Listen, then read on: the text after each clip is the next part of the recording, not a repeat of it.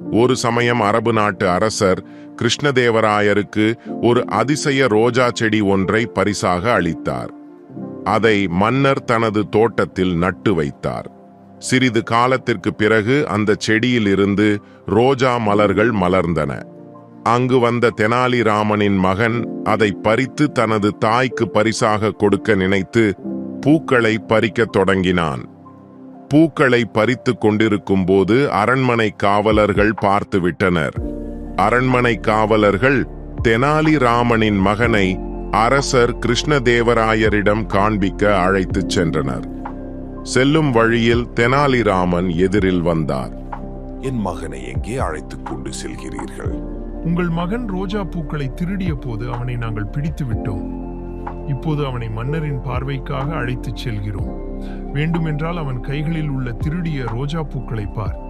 தெனாலிராமனுக்கு என்ன செய்வதென்று தெரியவில்லை.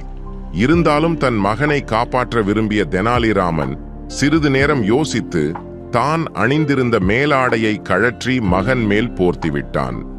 இன்று வெயில் அதிகமாக உள்ளது. இந்த துணி என் மகனை காப்பாற்றும்.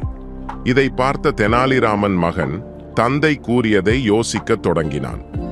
உடனே ஒவ்வொரு பூக்களாக சாப்பிட ஆரம்பித்தான். தெனாலிராமன் அணிவித்த மேலாடை மூடியிருந்ததால் அவன் பூக்களை சாப்பிடுவதை காவலர்களால் கண்டுபிடிக்க முடியவில்லை. அரண்மனை காவலர்கள் தெனாலிராமனின் மகனை அரசர் கிருஷ்ணதேவராயர் முன்னால் அழைத்துச் சென்றனர்.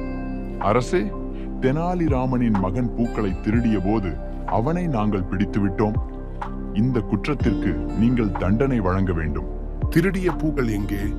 பூக்கள் அனைத்தும் அவன் கைகளில் தான் உள்ளது அரசே. அரசர் தெனாலிராமனின் மகனை பார்த்தார்.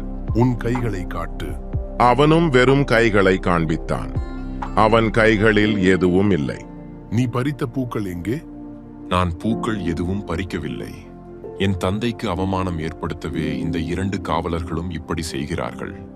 மன்னரும் அந்த 2 காவலர்களையும் திட்டி அனுப்பிவிட்டார். தெனாலிராமனும் அவன் மகனும் எப்படியோ தப்பித்தோம் என்று சிரித்துக்கொண்டே வீட்டிற்கு புறப்பட்டனர்.